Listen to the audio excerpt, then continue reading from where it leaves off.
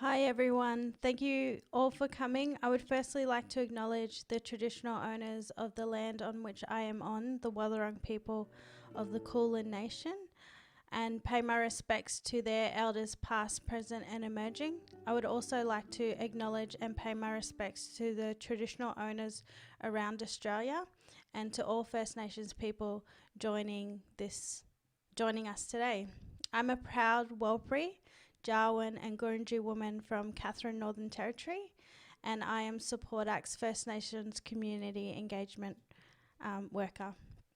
Today, Support Act is launching our very first Yarning Strong First Nations On My Mind talks to have a discussion about First Nations mental health, what it looks like in the music industry, how music heals and is an expression of our storytelling that has been passed down for generations, and why it is important for the industry to create culturally safe spaces for First Nations artists, managers, crew, and music workers to express themselves and their history. Let's meet our panel joining this conversation today.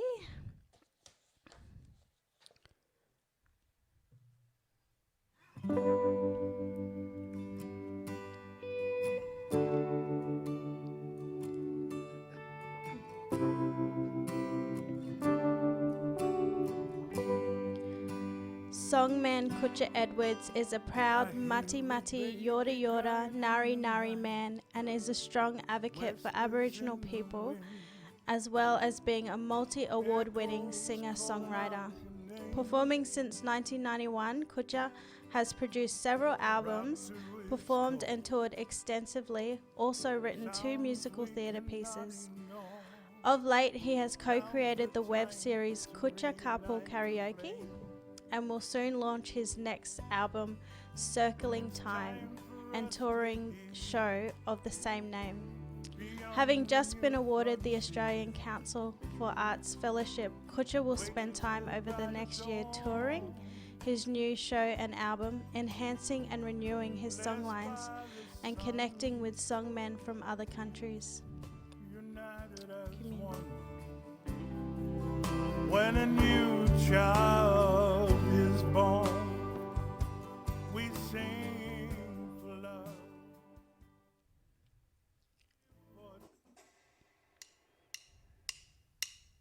Yogan gagiwala nunggung yiwala molang mai. Yogan gagiwala nunggung yiwala molang mai.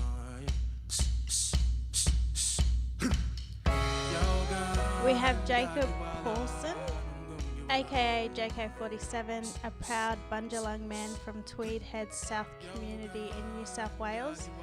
JK47 has been writing and rapping songs since the age of 14 and is making his mark in the Oz music hip-hop scene.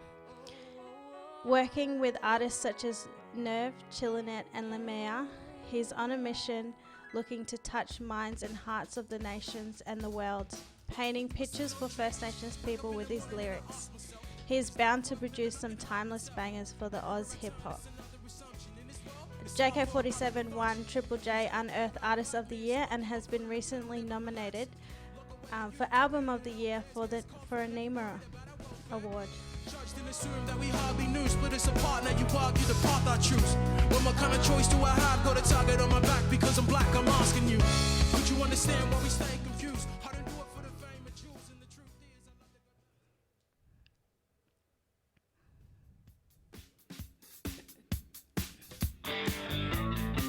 is And Jettison Wells, a proud Yuwari woman living in Thurwell land and working on Gadigal country. As a narrative therapist, she looks to put space between the problem and the person and support people in seeing that they are so much more than a single story. Her business, Hubadjalling, I hope I'm saying that right, narrative practice focuses on people unpacking shame for what is really just another opinion, and in navigating the world of work, having Having known personally the demands of of construct, community service, redundancy, working overseas, returning to work after parenting, working as a single parent, poverty, homelessness, and stereotyping, she thinks she knows a little bit about how people contribute to the economy, community, and country. As a grandmother, she is learning and sharing her Yawari ancestral language to reignite the use of the language in Australian communities and have stories untold in our own words. Have stories told in our own words. What you call her, as long as you a true fella. All the people.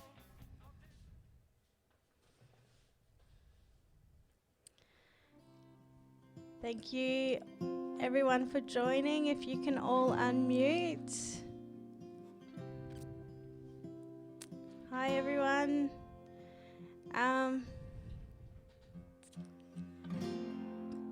Uncle Kutcha, how are you today?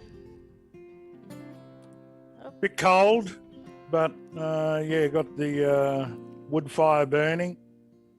Oh, that's good. And JK, how are you? Good, thanks, sis. Yeah, I'm great. What about you, Jenna? How are you today? Oh yeah, same as Uncle Kutcher. I'm in front of that fire.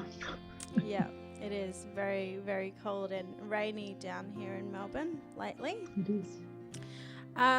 So before I go into the conversation, I just wanted to let the audience know if anyone feels triggered with the conversations we are having. We have our helpline available, and you can, if you feel you need to talk to someone, there's that support there. The number is on the screen, 1-800-959-500 and option 3 for the First Nations helpline.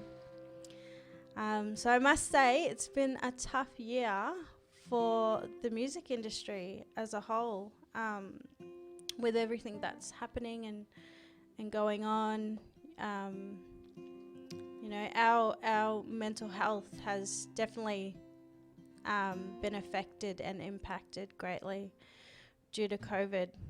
So I just wanted to go into the few triggers you guys are probably aware of, but in music, a lot of the mental health triggers are low or irregular income, fewer safety nets, the working environment being transient, it's a competitive environment, it's short term for quite a few, the physical strain it can have, and then you also have First Nations mental health that's on top of all of these triggers that people feel within the music, and that's widespread grief and loss, the stolen generation, stolen children, intergenerational trauma, loss of identity and culture, discrimination and racism, fewer economic opportunities, poor physical health, incarceration, culturally inappropriate treatment, violence and substance misuse. So I guess I just wanted to bring everyone on here just to have a talk about our mental health and how we're going in the music industry, and I wanted to also talk to everyone here about how we can move forward and make the music industry a culturally safe space. So I'm going to firstly ask Uncle Kutcha Edwards. Uncle Kutcha. Being the elder on the panel, I wanted to speak to you about mental health as an overall, and I know one of the main impacts for First Nations mental health is our stolen generation, and you being stolen gen yourself. Can you just give me a bit of an insight to how that affects First Nations people's mental health as a whole? Yeah, for me, it's not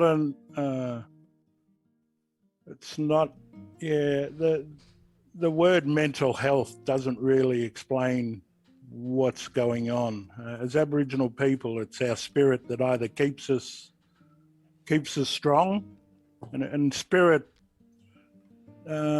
when we use the word spirit, we're not talking in a Dulagar sense. I hope I'm being, Marachi sort of. When I talk about spirit, it's about connection to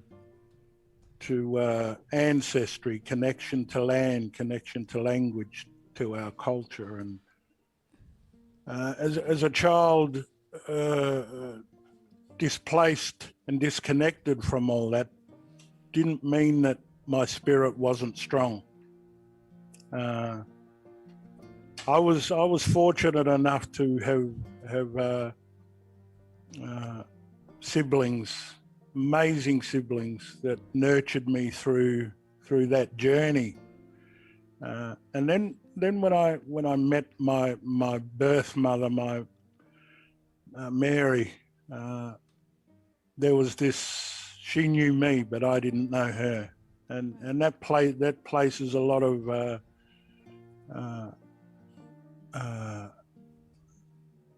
angst in my spirit.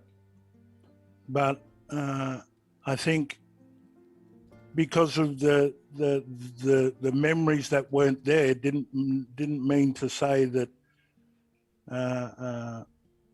my spirit wasn't attracted to my mum. I hope I'm making sense. And but over the years, and we were talking off air, Jacob, about, he mentioned his grandmother, you know, and as soon as he mentioned her, his spirit picked up. It was beautiful to witness that, you know, because she's the one who probably he doesn't. I'm talking to you as if you're not there, Jacob, but it was beautiful that when you spoke about your nana, you know, that you sat upright and you became this strong presence.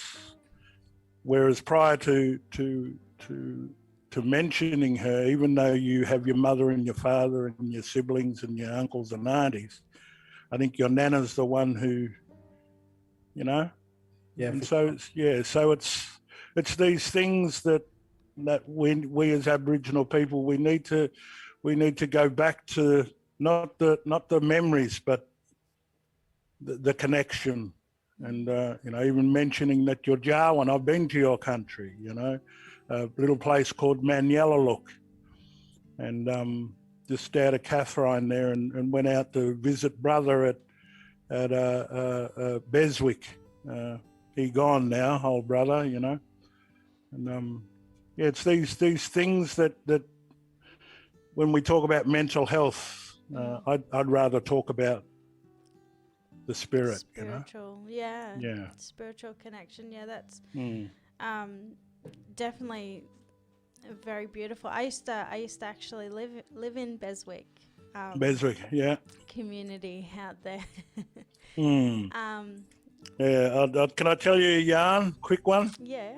And I sat on old brother. You know, he had that little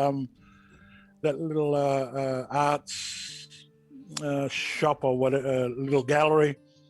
And I sat out there and I grabbed a book and I sat out on the veranda and I was reading this book. Not reading it because it was all pictures.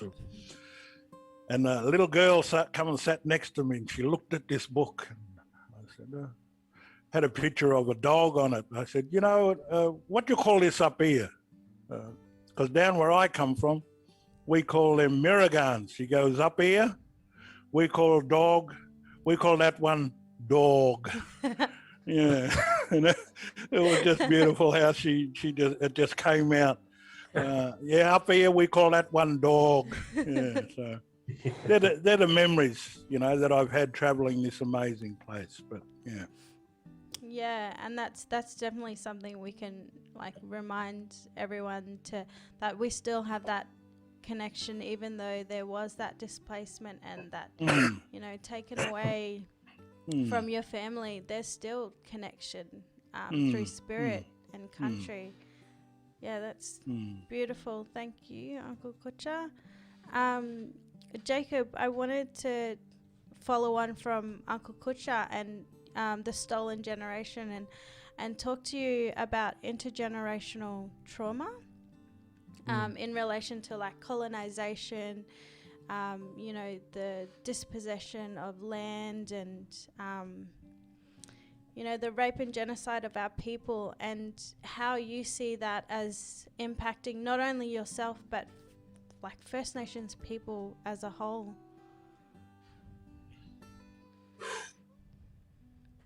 That's a big thing, because, you know, ever since I've got told like my history and about things, I've been like, you know, it causes a conflict like within yourself, and then that's what puts your mental health, you know, as it's called today, you know, the English word, that's what puts it in like, you know, a tough place, because how can you like be okay, like how can you be well with that, you know?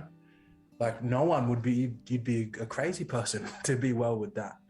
And that's it, you know, like that's what we deal with. And you know, you're not gonna like be a blackfella and not know what's happened, because, you know, like we have the elders we have like in our communities. I don't know what it's like for every community, but the elders like I see are strong. The elders I see like have been through the tough times, but like, you know, handled it just the way they were like they're so strong. You see, like when you look at them, when I look at elders, you know, I sometimes wonder how they can be so like gentle, you know, coming from such a, you know, dark place. And you know, I don't know, it makes you think a lot. But you know, I know that if I come across with that anger and rage of how I feel about these things happening, immediately non-Indigenous Australians aren't going to listen, you know? Like they just won't want to hear it, because they don't want to confront like, you know, that sort of stuff. It's all about the fantasy. People want to live in a fantasy. They want a fantasy. They don't want reality, you know? Because reality is, it's real, you know, like the pain and suffering and stuff that we've been through and go through today, it's real, but no one wants to look at that. Like we don't even want to look at that because of the trauma and stuff it causes inside us.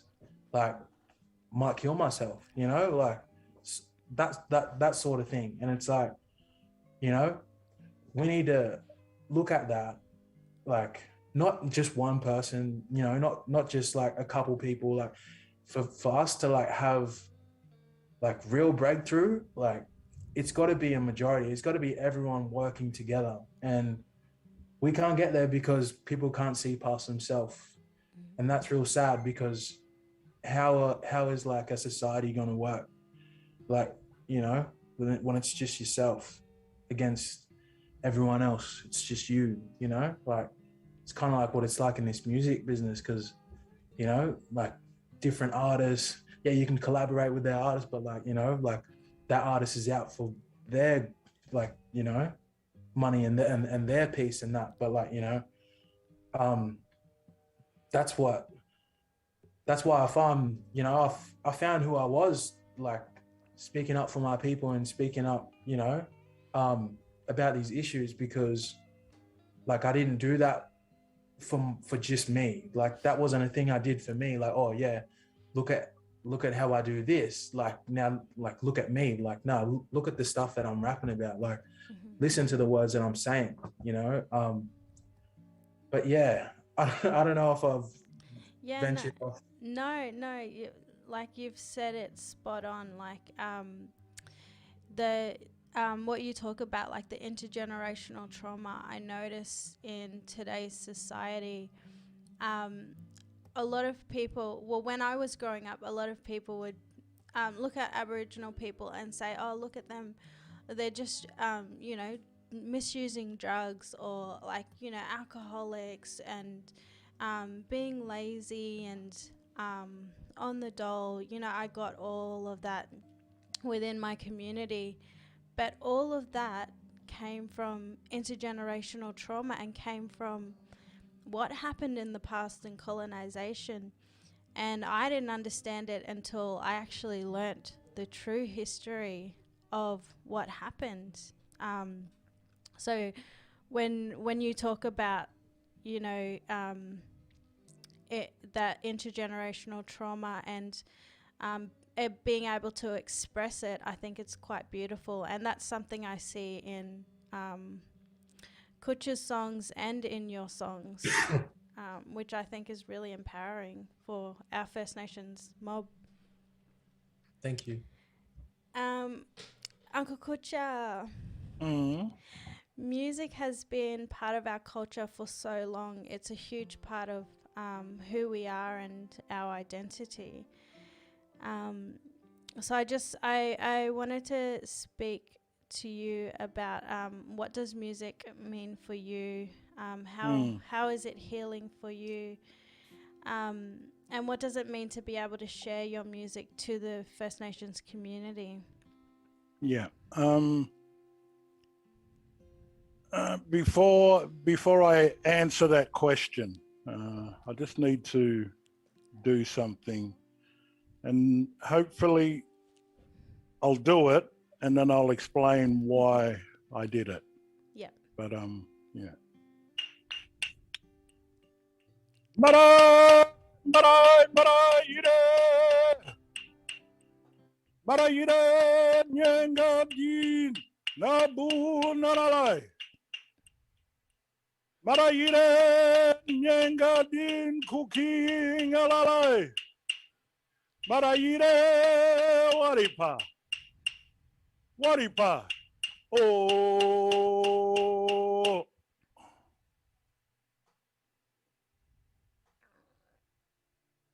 Now, what I just sang is in Mati Mati of mine and Troy's language, of the Mati Mati people. I learnt my language from a book given to me by Victorian Aboriginal Corporation for Languages. But in the true context of VACL, Victorian Aboriginal Corporation for Languages, Mati Mati is not a Victorian language. Mati Mati is not a state language of New South Wales. Mati Mati language is not an Australian language. Mati Mati is its own language. And what I was singing, I never sat with my grandfather. I never spoke to my grandmother. I never sang or danced in a corroboree. And I sang that at a performance of an ensemble, the Black Arm Band. When I was in the Black Arm Band in 2009, I sang that at the State Theatre, at the Arts Centre. I had done a performance, the second instalment of the Black Arm Band called Hidden Republic. An old brother, Dr. G, Yunapingo, opened and closed the show. And I'd seen him and his family perform at the Dreaming Festival in 2007 or 2000. And I walked into the irony of the marquee was called The Little Black Duck. And I sat and watched old brother sing a song. I think it was about the Stingray, a clan-based song. And it was full. The whole marquee was full. And I sat and I listened to old brother. And after the song, I looked around and everybody was in tears, the whole audience. And I'm thinking, what's going on? Why am I crying? I don't even know what he's singing about. And it was that spirit and that connection to ancestry and connection to country. And what I've sort of gone on to understand what was going on was my spirit was calling for me to sing my own language, which sent me on that journey to connect not just physically with my home country, but culturally and spiritually. And I went on to write that and perform Marayiri. And it was as if, and when I sang it, it was as if I was being critiqued by my ancestry. They were sitting right up the back of the State Theatre. And I felt this unbelievable warmth, nothing that has ever come over me before. And it was 11 stagnant languages that had been revised by the participants who ventured to do that. And I don't know whether people remember, but there was a big dust storm that evening in Melbourne. And that wasn't just a dust storm. That was the ancestors of those clans and those languages had come to listen. And non-Indigenous, I'm getting chills as I'm speaking about it. Non-Indigenous people would have seen it, it's just a dust storm no. Yeah. It was way beyond that. And I've got no hair on my head, but they're standing at the moment because them old people know that I'm talking about it. And so I don't know if that answers your question, Carissa, but yeah, I've been blessed to be given the responsibility to sing my family songline, my personal songline, and in singing my own personal songline, I'm singing about my family, my grandfather and grandmother, Jacob, and that's why I walk this country, not only strong in physical presence, but strong in spirit.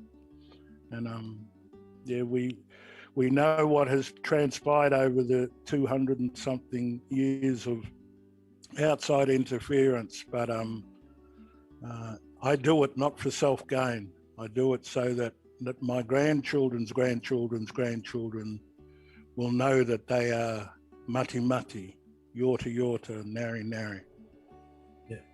Yeah, that's beautiful, Uncle Kucha. That answers my question perfectly. You know, song is a huge part of us, our identity. Same question to you, Jacob. How has music played a role in healing and you being able to share to the community? It's a trip, you know, because of what I'm talking about, you know, it's kind of like I remind myself what I do it for every time I perform. And when I perform, it's like I'm talking to myself. Like I'm talking to other people, like, you know, my music is going across, but like, because like Uncle said, I never went in for like self-gain. Like, when I hit that stage, that motivation, because that motivation wasn't for like, you know, for just myself, it was coming from wanting to tell our story to people and, like, you know, like Uncle said, resonate with you know, the people that were witnessing and watching and hearing the words. Yeah, like I come off the stage going like, oh, like that's what I do it for. Like that's, I don't know. It'd be different. Say if it was a different story. Say if I was just like, you know, like one of those popular famous rappers that wasn't rapping about culture, wasn't rapping about, you know, the, like, you know, social problems, like the stuff nobody wants to talk about and wants to hide under the rug. If I was just doing that, then I wouldn't get that feeling, you know. I wouldn't come off the stage like, you know, astounded and amazed every time. Like I don't come off this, like with my music I do today, I don't come off the stage like, oh yeah, nothing new, it's all good. Even though I've performed like so many times, it's such a new experience and it's such an overwhelming one too, to actually put your heart and your pain not just your pain though, provide a solution, you know, through your music. Because some of the music that I listened to growing up didn't have a solution. It was to keep you in a bad place, you know. And I think some music does do that, you know. It relates with you when you're down there, but doesn't bring you back up, doesn't provide a solution. So you know, there was a time I was writing music like that, and I had to change everything. Like I put my debut album out, but before I put it out, I had to rewrite 3 of the songs because I wasn't in the same place that I was in, because I wanted to speak about something bigger than just me. Like Uncle Kutcha said, you know, I got a son now, and puts a whole new perspective on things. You know, like my son is watching me, he's listening, he's learning.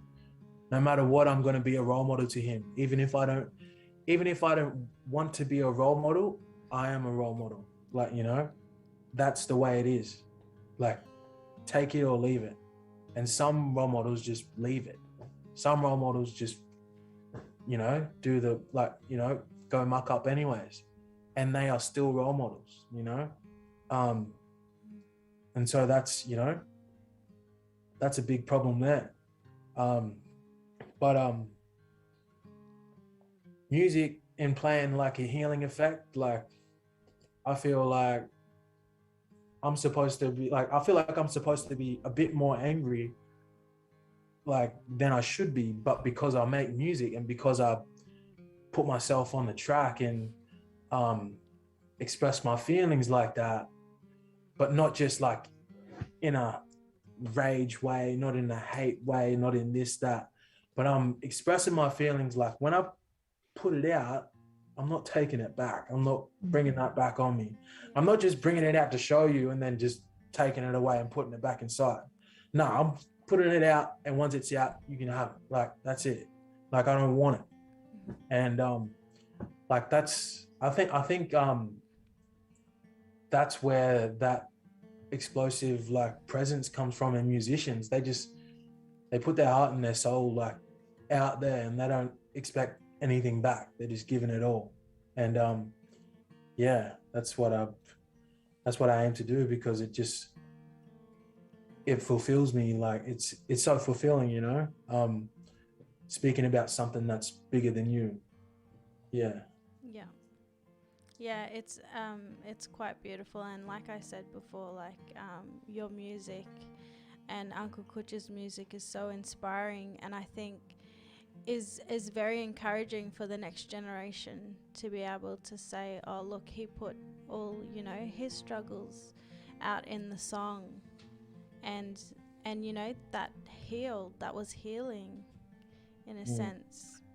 It is. It's cathartic and it is healing. And you know, I just recently, through the advent of technology and Dropbox and all that sort of stuff, and I sent my oldest brother,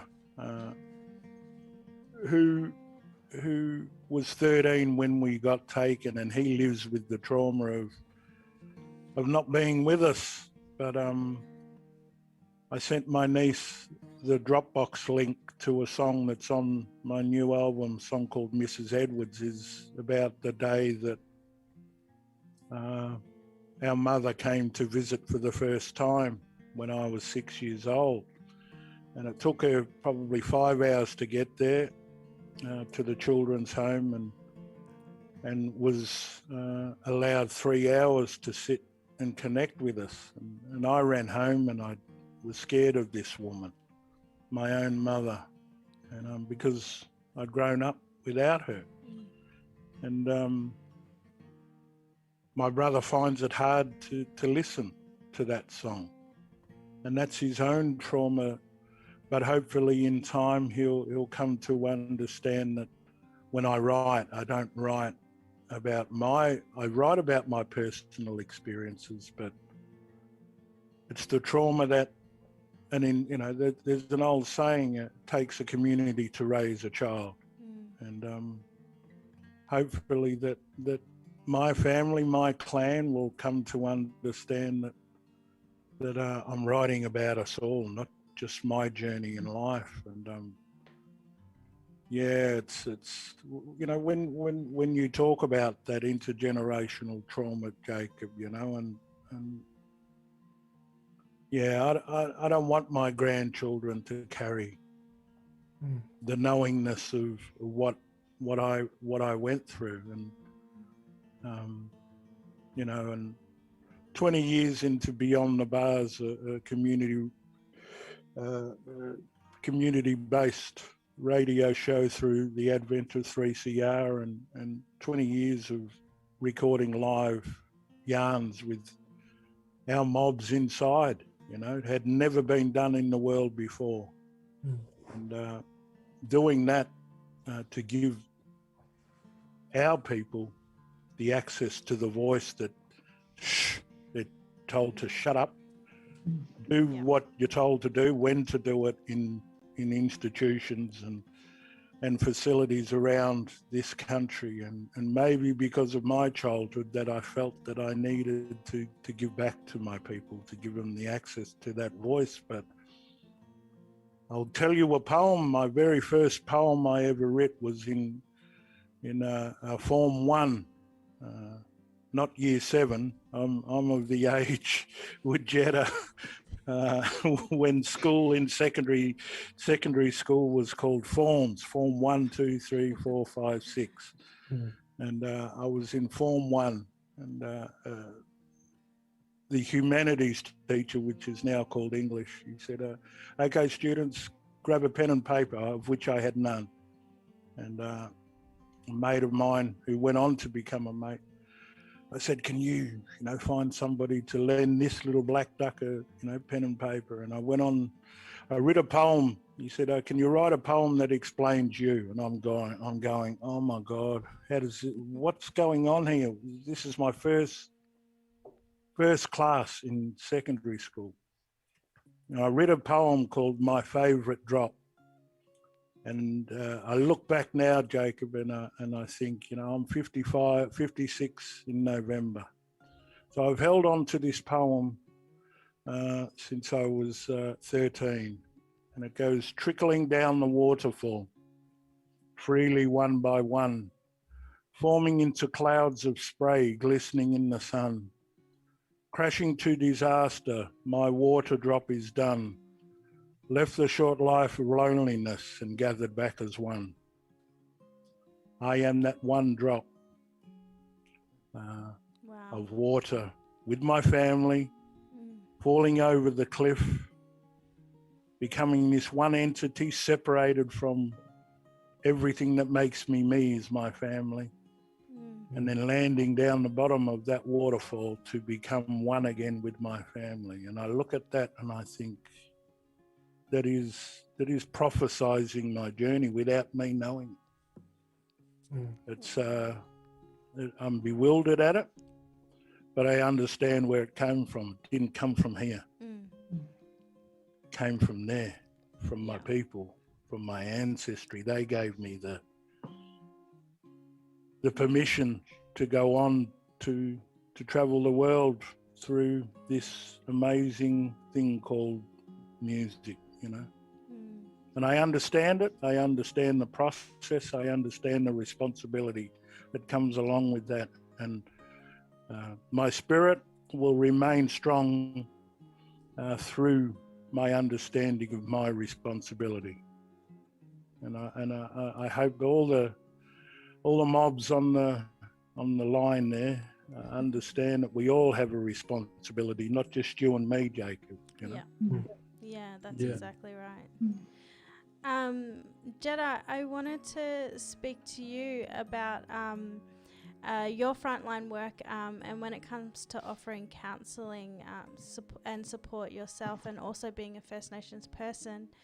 Are there misunderstood differences with Indigenous mental health compared to non-Indigenous? You know what? a lot of it has to do with the fact that we have to deal with attitudes of people that we've never met. There's, you know, attitudes of society and what have you that affect, you know, the decisions that that are made about us. I mean, if I can tell a story where, you know, I grew up in Queensland, where the first year of high school then, you know, was year 8. And I remember I hadn't eaten for about 3 days, and I stole some money, went to the tuck shop, you know, bought some food, threw it up, and that's the way it was. But I got expelled that day. I'd never done anything wrong before, but I got expelled that day because it was just assumed that because I was an Aboriginal child, that's what they did. They just broke the law. They would never become anything. Their parents were drunk. You know, I'd end up pregnant on the streets, like all this sort of stuff. I never knew any of that, you know, like at the time. But the thing is that all of those attitudes affected my life. So I was fighting much more than, you know, just the stuff that was happening to me, you know, around in the circle.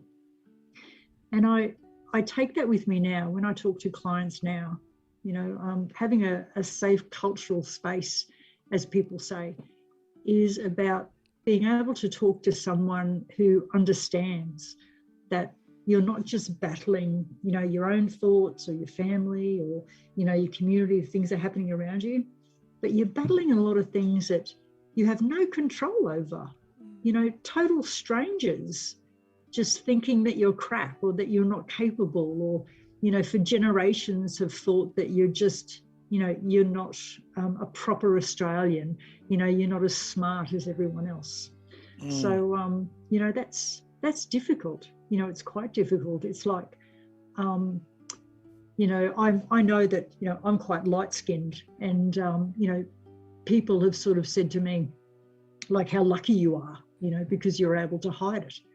And I don't know, I suppose my parents were, you know, were able to, you know, lie a little bit to stop me from being taken away.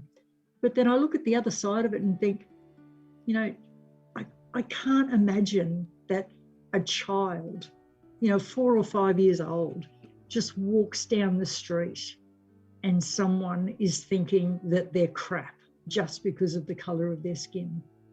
You know what I mean? Like, what? These adults come to me, you know, they come to me and they go, I feel like crap. I'm drinking myself stupid. I feel like I can't go anywhere. And it's so much more than just, you know, than just a personal journey that they're going through. You know, they're taking everything in. They're being forced to take in history, to take in society, to, you know, to take in all these things. So it's very different. You know, it's very, very different to be a First Nations person, you know, in Australia, regardless of what, you know, colour of your skin is, or language that you speak, or whether you were stolen generation or not. Like, there's just so much there, you know, that helps to feed this monster, you know, that is mental health. Yeah. Yeah, spot on, Jetta. Thank you. Uncle Kutcha Edwards, you've been in the industry for a long time, and the industry has changed. This is going to get interesting.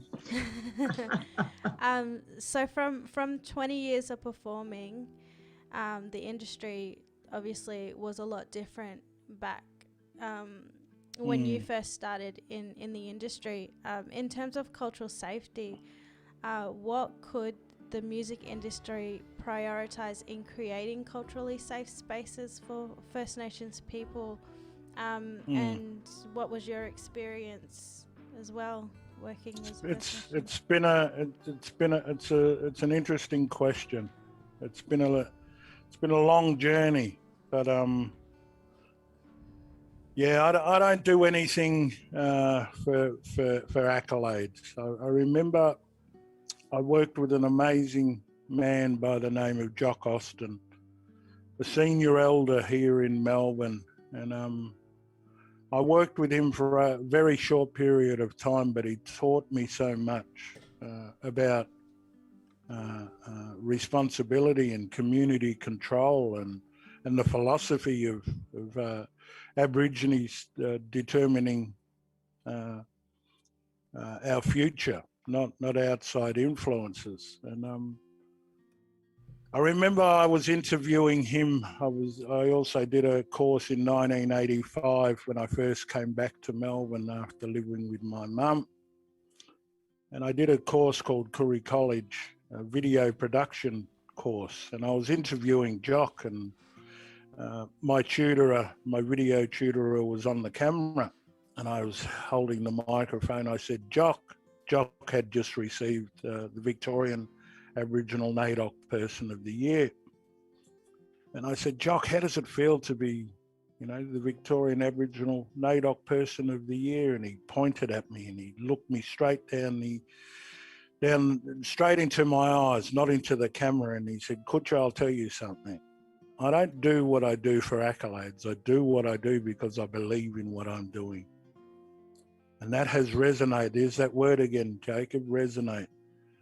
That has resonated in my spirit, and I use that mantra to keep me on the path of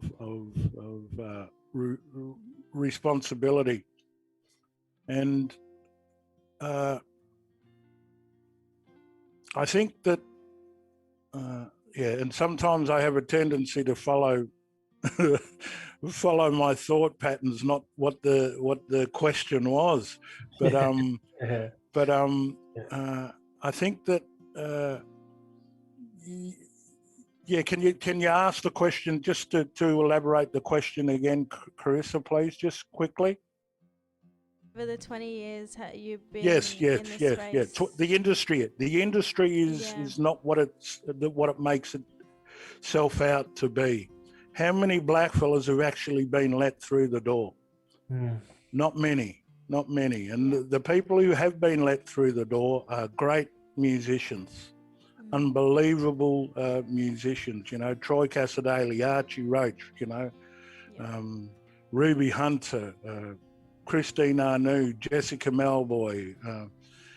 But you have lesser knowns that I am in awe of, the Bart Willoughbys, the Bunalorries, the Selwyn Burnses, who are lesser known within the industry, but as blackfella artists, they are the pioneers.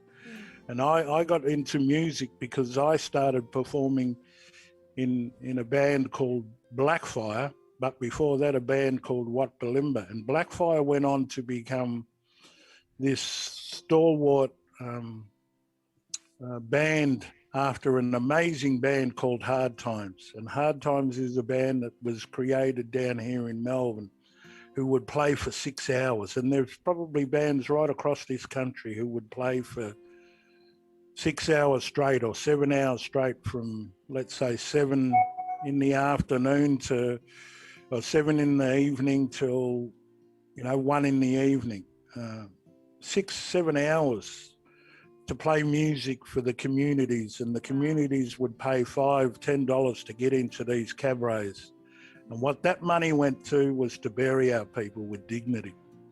And these bands called Hard Times and pioneers of the ilk of Bear Johnson and Henry Thorpe and Buster Thomas and Wayne Thorpe and Bindi Williams, Uncle Harry Williams' son, these amazing bands and wouldn't get paid. They wouldn't get paid because they knew their responsibility to burying their mob with pride, and rather than a pauper's grave where nobody knew they were buried. And that's how I got into music. But the industry will not, in a sense, let me through the door, is because I sing about the politics. It's because I sing about the plight of the Aborigine, not this fairy dust of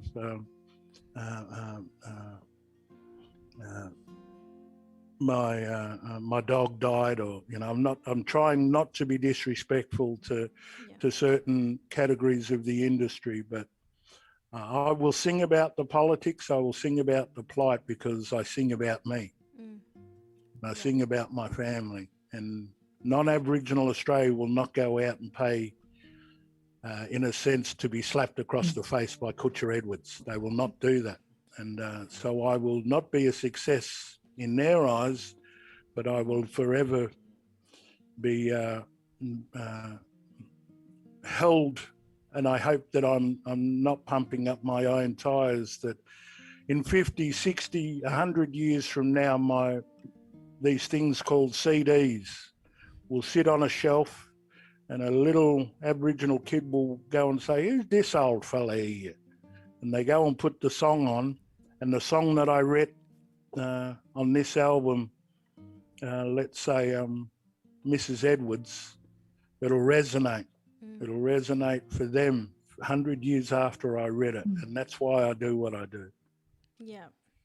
Yeah, that's quite beautiful, Uncle Kutcher.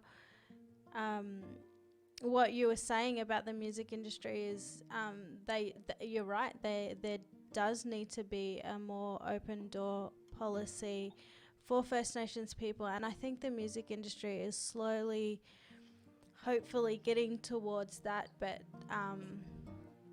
Did I? You know, that's why the record companies and the industry itself, all they're really interested is in the charts, and interested in the companies themselves in getting back what they put into an artist, and recouping their costs. And so for people like myself who do everything themselves, I don't go out there to sell my soul to the devil, so to speak. I'll do it all myself. I'll pay for manufacturing myself, and this album is being honourably supported by an old brother, David Bridie, and One Talk Music, and I'll just do what I can. And if I can recoup back the $2,400 that I go to a manufacturer to get my 1,000 CDs manufactured, I'm happy. And I'm not in it for money. I'm just in it to create that pebble, imaginary pebble in an imaginary pond, and create that ripple. Yeah. That is my songline, I suppose. Yeah. I see that. Jacob, similar question to you. Like, you've been in the music industry. What are some things that you've noticed about the music industry in terms of being culturally appropriate with First Nations people, and how can the industry improve that space?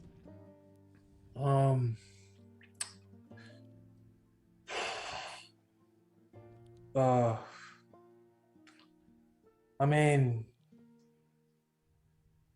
it's crazy. I actually don't know, like, how that can, because if I could just, like, be myself, But you can. If I could just be myself and, like, not have to stress about, everything around me and doing this and that, like, I don't know if I would even be making music, you know what I mean? Like, I'm here making music, like, speaking of, like I said, something bigger than myself. So, like, I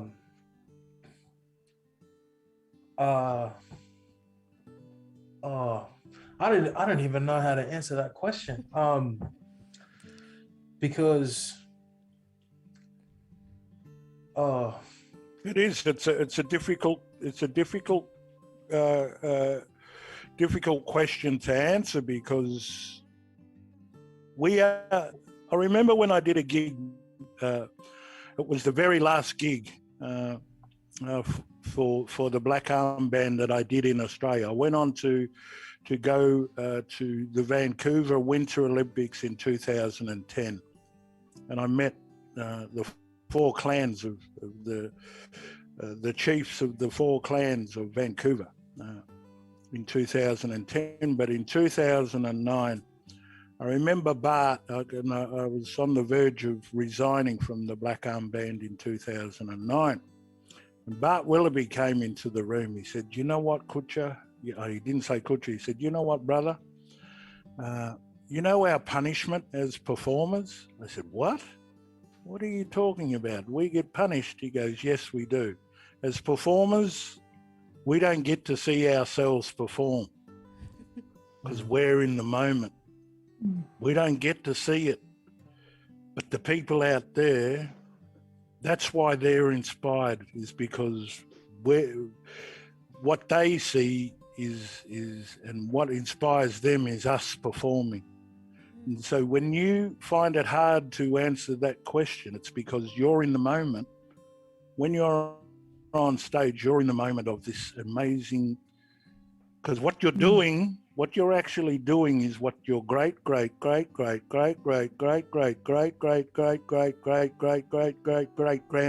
did. Yep. But you're singing in this language that is foreign to us, English. Yeah. But what you're actually doing is what they did. And so we don't get to see that as performers. And I've come to understand what the great man was saying, Bart, is that that's our punishment. Only in hindsight, when we look at a videotape or a filming of that performance, do we get to see what actually happened. But we're in the moment, and there's nothing greater than that. Is when you connect to something, to our ancestry, and you know that they're listening and they're watching. It's an amazing feeling. Yeah, you just gave me something now, like like what I was saying before at the start. I don't know if we were on live or whatever, but I was saying at the start, like these songs and this thing we call music, like it's used to create a fantasy, you know, like to escape the reality, you know. Otherwise, it's either escaping the reality or it's about the reality, you know. And if it's much about the reality, like you said, they're not going to take it because they want to sell a fantasy. They sell a fantasy for more. People don't want to see their reality. They can go home and see reality. They want to see fantasy, you know. And what, like, you know, the industry is killing it at that. They're doing a good job. So like how can the industry do a better job of that? Like they can't, because they're actually like doing the best job that they can. Like they're selling people a fantasy. And when it comes to reality, people that need to hear it for strength, like they need it and they want to hear it, you know, like they'll get it. They'll be there first in line because of how much they need to hear. Can I sell you a reality? When I recorded the song Mrs. Edwards on this album, up in the hills of Woolloomooloo, I had one take it was, vocal take. And I came out of the room and Andy Stewart, the producer of this album, he wouldn't face me because I was sitting on a couch behind his desk. And he said, "How was that, old son?" I have a tendency to call a lot of people who I work with old son. It's just habit. And I said, is that okay, old son? And he wouldn't turn around. And I sort of let him sit for a second. And then I said, "Oh, geez, it must have been shit if you're still sitting there wondering what's going on." And he turned around, he was in tears. Wow. And I said, "What's the matter, old son?" He said, "Kutcha, I've been recording for over 18, 20 years, and I've recorded around the world. And I've recorded." Yeah, he was the engineer for Gautier's record. You know, what was that famous "Somebody That I Used to Know"? Wow. that song there. Yeah, so he was the engineer. He was there when it was recorded in the States, I think it was. And he said, "Kutcha, that's probably the best vocal I've ever heard." Wow. And I said, and I used the word funningly. I said, "Funningly enough, Andy, can I tell you that when I recorded it, I felt the old girl's presence in the room, in the space. Mm. And he said, "Why do you think I'm in the state I'm in?" Mm. I heard the moment that she Mm. entered the space. Mm. And that is the true essence of what our responsibility is, Jacob, Mm. is to do that for our families, living or the ones who have become our ancestors. Yeah. And I hold that with the utmost respect. And I will do it. Not for the industry. No. I do it because I want my mother's truth to be told, and my father's, and my people's truth to be told, whether anybody wants to listen or not. But at the end of the day, they're listening, and that's more important to me. Yeah. That's the fantasy that the industry will never ever understand. It's because it's a reality for us. Yeah. Mm. And I think that's definitely how the industry can improve, giving us that space to be able to express ourselves, express who we are, and express our culture without feeling like we're just, that A commodity, yeah. Yeah. That's it. Yeah. Yeah. Yeah. So, but like that's something that I want to raise up. Like, how do I know that they're not just like, because now it's okay to be like, like indigenous, and they want like, I don't know, like it's kind of like how do I know you really want to just Have the best intentions, yeah. Like, because people from across the water, they pay like, arm and leg to come and hear my story, and they know that. So how do I know they're not just like, on my side because of what I have to offer, and like and who I am. Like, you persecuted me for who I was, and now you love me for who I am. Like, all you can do is give them your truth, that's it. And your family and your ancestry will thank you for that. Yeah, and I think it's talks like this I have, like, with the elders and and just like, even if they are bad people, like, or if it is a bad heated conversation, if I'm listening, then I can hear what went wrong and I can hear what was right. Like, and I'm thankful to be on and like this, like people might get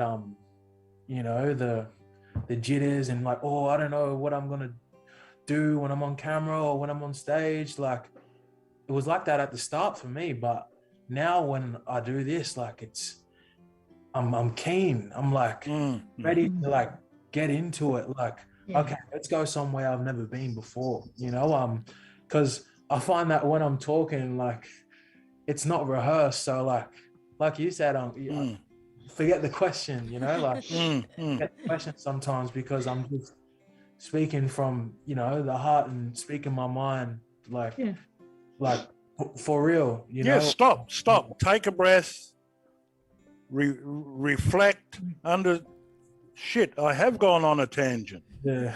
Pull yourself back down to earth and say, far out, I was off. Yeah. I was off, and I was conversating completely void of the question. But if you're true to yourself and you're true to passing on what you know, knowledge is like money, and no use taking it to the grave with you. You need to pass it on, 100%. Let you and me, let's write a song about that. That'd be awesome. 100%. I'm with you on that. All right, cool. For sure. Jeddah, I wanted to cross over to you with regards to our helpline that Support Act have. People can go to you and ask you for support if they need a First Nations Counsellor. Tell us about that process and how someone can get in touch with you, and what it's like. Yeah. You know what, the process itself, it's pretty straightforward. You make a call. I think you guys have the number, up on the screen. Yes. You make the call, and a professionally trained person is going to answer the phone and ask you a few questions. Now, that person may or may not be First Nations, okay? They're not the counsellor. Yeah. They're gathering information to find, the best fit for you. Right? You can give your name. You don't have to give your name, if you don't want to. But of course, they have to record your phone number so someone, gives you a call back. The key to this is to give that person as much information as possible so they can find someone who is a good fit for you, right? Some people just want to talk to a woman. They just want to talk to a man. They just want to talk to a young First Nations person, okay? Just give them as much information as possible so they can find someone close to you that's a good fit. You don't have to tell the person on the phone what the problem is, right? They're just trying to find someone that's going to be a good fit for you. When they find the good fit, okay, that person's going to give you a ring. They're going to organise a time, whether it's Zoom, whether it's on the phone, whether it's face-to-face. It's a bit funny with all this COVID stuff, okay, because it changes so often. So sometimes it's hard to get, someone face-to-face. But they'll make contact with you, pick a time, and then you get to have a chat. So the process itself, once people make the call, is quite straightforward. But where the effort comes into it, it's before you make that call. So I find the biggest question that I get isn't, like, why would I access the service? But quite a few people sort of say, like, well, why should I choose, a First Nation service? It's funny, like many people, they look at these dedicated government and private services for First Nations, and they think that it might be some sign that, we're in need of more help or that we're weak or, something like that. But, that's not it at all. I recognise that the support is like strictly for us. It's not an indication that we're weaker or we're in need of more support. It's recognising that, we've used methods for thousands of years, for lots of generations. That's useful, that's strong, and these methods are still working, in the times that we're in now. So, going for a First Nation service isn't sort of going, okay, so I'm in this weak group. It's like, we're too strong, we're too deadly. Like, we expect a culturally safe service that's going to do the same thing, as it did, 100 years ago. We've been using collective, family and, community techniques for a very, very long time to support our mental health. And that's what you should be asking for. That's why you should be picking up the phone and talking to a First Nation person. Yeah. Can I just say, though, that, for whatever reason, there's people out there that aren't comfortable, right, with community, with talking to their family, with talking to their partner, that sort of stuff. And just so people go away tonight with something, with something they can use. As a narrative counsellor, I always pose some questions to people so they can sort of have a think, to themselves. A narrative counsellor basically says, you're not the problem, okay? The problem is the problem. Let you and me talk about what that problem is. If you find that you just don't want to speak to a third party, then I want you to ask yourself these questions. If the problem had a voice in the world, what would it say? What are you hoping will happen to the problem if you start talking about it? What does the problem stop you from having? Because it wouldn't be a problem if it didn't get in the way of something. If you could pass on a message to the problem, what would it be? What would you say to it? What conversation would you have? And probably the most important question is, what becomes more prominent when the problem is in the background?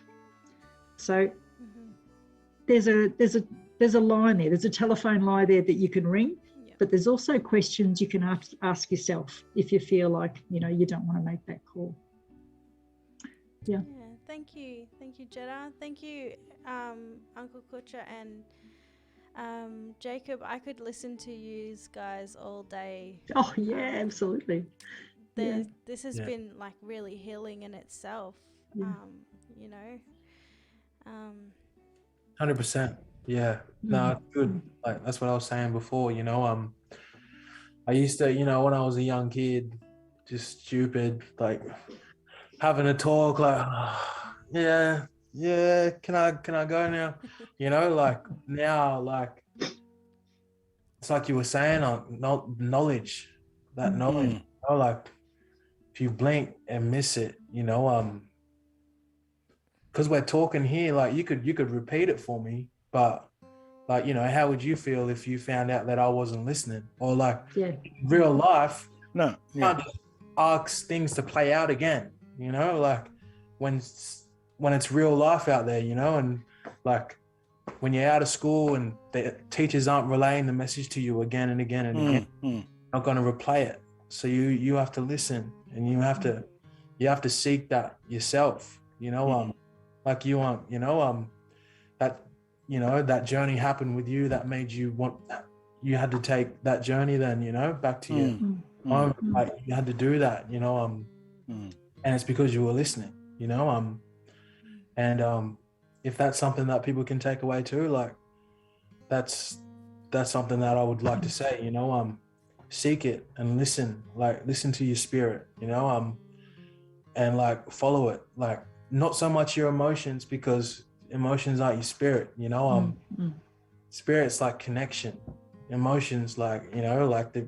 you think you love it, you think you need it, want it, but you don't, you emotional, like, you know, like your spirit is something, like Ang said at the start, hair stick up, like, you know, stick up everywhere, you know, like they call it, what is it, that balloon, and it sticks up, you know, like oh yeah, like that's like, you know, supernatural way of, it's just, oh, you know, you know it when you feel it.